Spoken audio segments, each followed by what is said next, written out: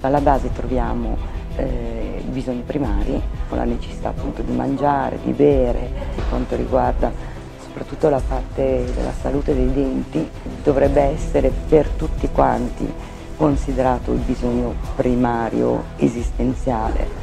Io invece è una vita che lavoro per pagare il dentista, lavoro per rincorrere lo stato di benessere della mia salute. Lo Stato italiano dovrebbe far sì che il prodotto lordo venga investito su quelle che sono le fabbriche per produrre gli impianti, per produrre i materiali. E questo sarebbe fattibile, però c'è troppo business. La figura del dentista dovrebbe essere una figura che ti accompagna fin dall'inizio. Noi non andiamo a trovarlo perché ci deve risolvere i problemi, ma perché deve prevenire tutte quelle che sono le problematiche. Questa è una parte dove dovremmo rivedere realmente qual è la figura del dentista.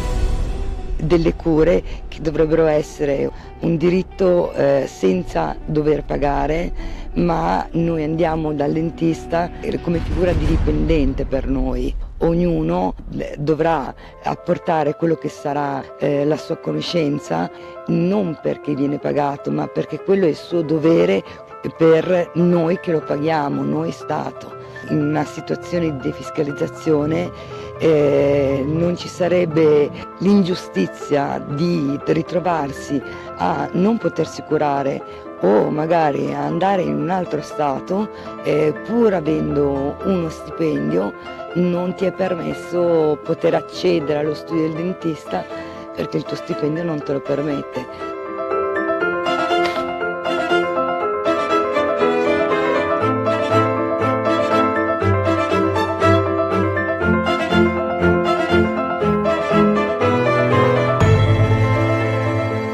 Riprenderò una masticazione adeguata e i sapori del cibo, cosa che per tanto tempo non ho sentito con un palato ricoperto.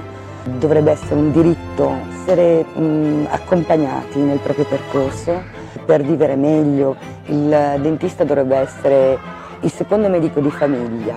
Lo andiamo a trovare, ci accompagna, non ci estrae i denti e ci li ricopre perché ormai non c'è più nulla da fare. Seguire il percorso dei bambini gli aiuta ad avere una buona masticazione. Quando poi ti rendi conto che hai quella fiducia di essere trattato non con i guanti ma con delicatezza e amore, qualsiasi cosa loro faranno il meglio per farvi stare bene e per aver voglia di ritornare.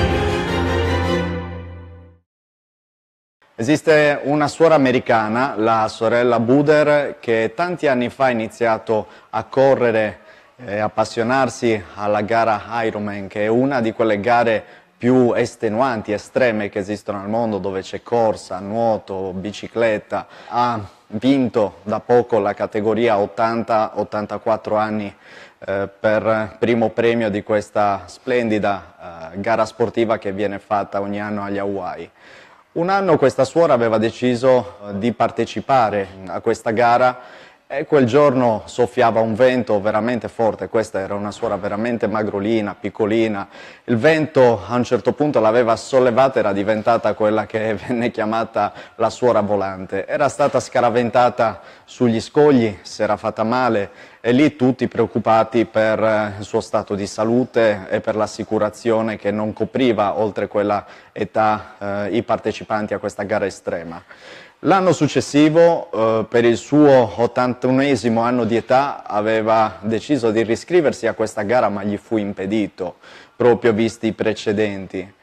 Lei decise quell'anno che per fare la gara Ironman o per correre e fare tutto quel percorso estremo non avrebbe avuto necessità di una pettorina. Disse: sapete che c'è? Questa è l'America, è uno stato libero. Io se voglio posso correre, nuotare, andare in bicicletta senza necessità di essere per forza iscritto con una pettorina a alcuna gara.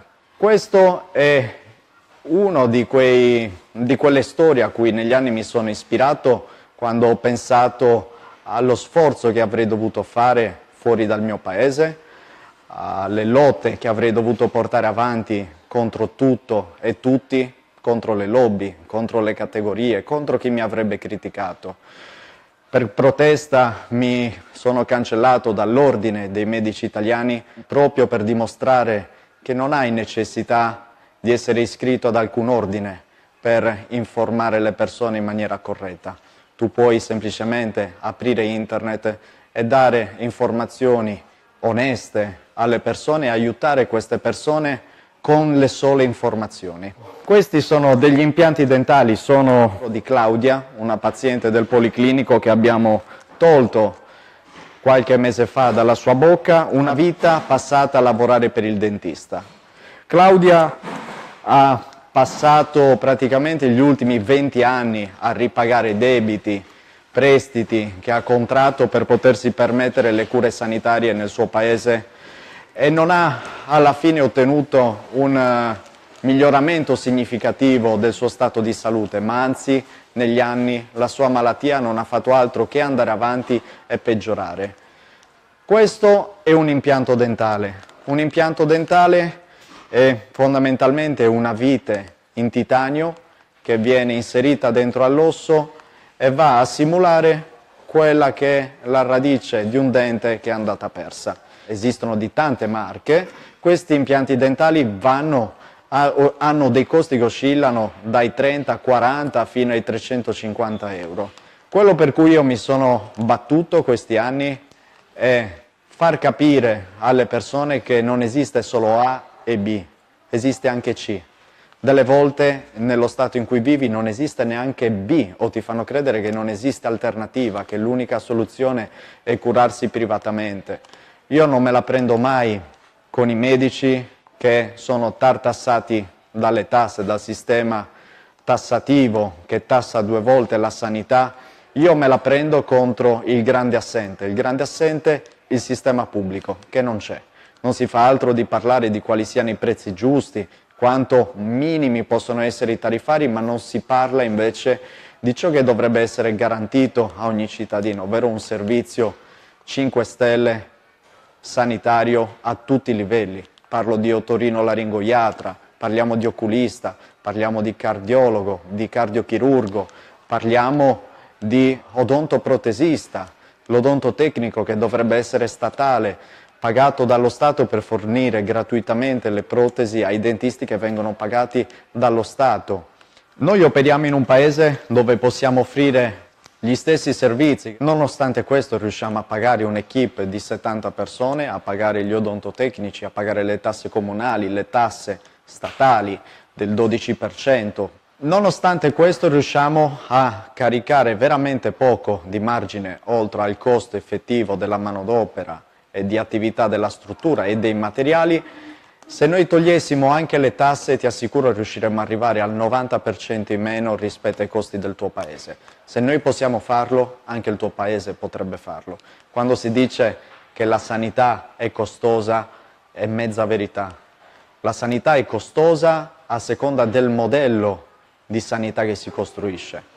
È possibile avere una sanità gratuita per tutti. I soldi ci sono, l'Italia è uno dei paesi che paga più tasse al mondo. Il problema è dove vengono direzionati quei soldi.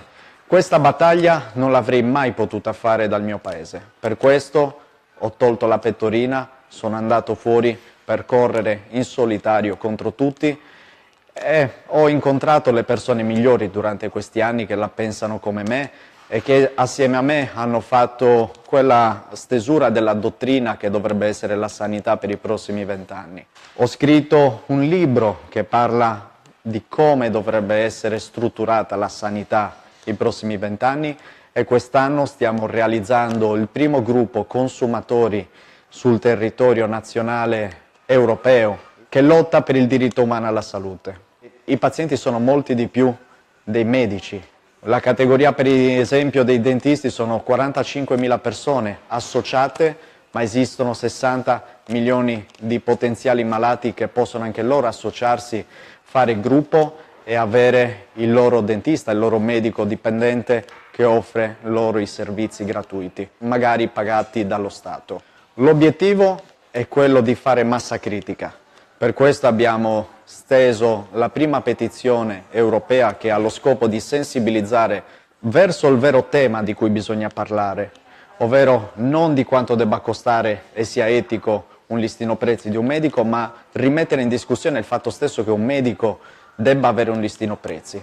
Questo ci serve per far prendere alle persone coscienza di quelli che sono i temi giusti da trattare, di quelle che sono le domande giuste che le persone dovrebbero farsi e portare avanti in Europa quella che è la richiesta di finanziamento del primo progetto europeo di quella che potrebbe essere definita una sanità di crowdfunding che mai è stata realizzata al mondo. Una sanità sostenuta dal basso, una sanità costruita con l'intelligenza collettiva e non decisa da poche persone. Io faccio sempre questo esempio, mai avrei potuto realizzare da solo questo sogno qua in Moldavia. Sono riuscito a farlo perché ho avuto dietro una squadra, perché ho avuto dietro feedback, oltre 2000 feedback di persone che ci hanno consigliato le cose da mettere dentro e quelle invece da tenere fuori.